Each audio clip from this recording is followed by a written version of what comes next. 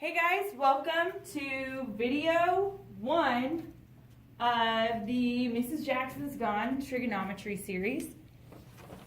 This is where we're going to work on example 2 on the back of the on the back of your trigonometry page.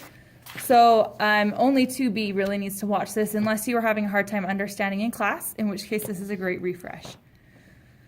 The first thing we need to look at, so we're focusing on example 2. We don't care about what we've done previously. We care about example 2. We need to find each ratio. It's asking us to find each ratio. You'll notice that here, here, and here, we're only looking at angle M. So I'm going to go ahead and I'm going to highlight angle M.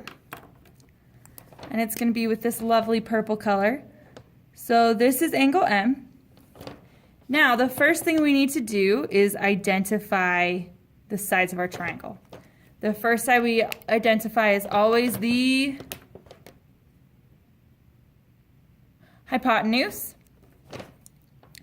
That's going to be this blue guy right here. And I'm going to label him H in the same color blue.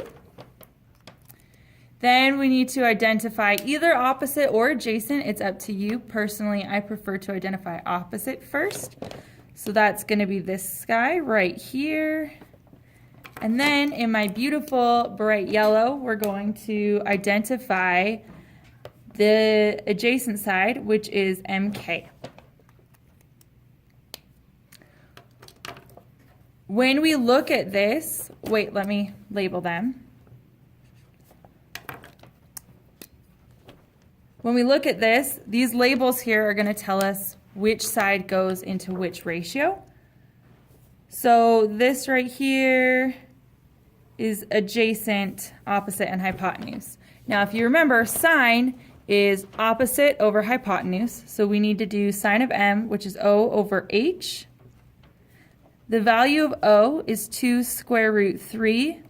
The value of H is 4. Now we're going to reduce this fraction. The greatest common factor between our numerator and our denominator would be 2. So this is going to simplify to the square root of 3 over 2. I'm going to go ahead and I'm going to box that up. That is my final answer. I am also going to highlight these just to kind of connect them back to our picture, just so that I just want to make sure you're not getting lost at all ever on what we're doing here. So to tie these back to the picture, you can totally see the black through that dark blue, right? Right? Probably not. Okay, I will go over that black again. Hopefully you got it written down first. Okay, now we're going to look at cosine. And actually, I want you to do cosine by yourself. I'll give you 1 minute to do that.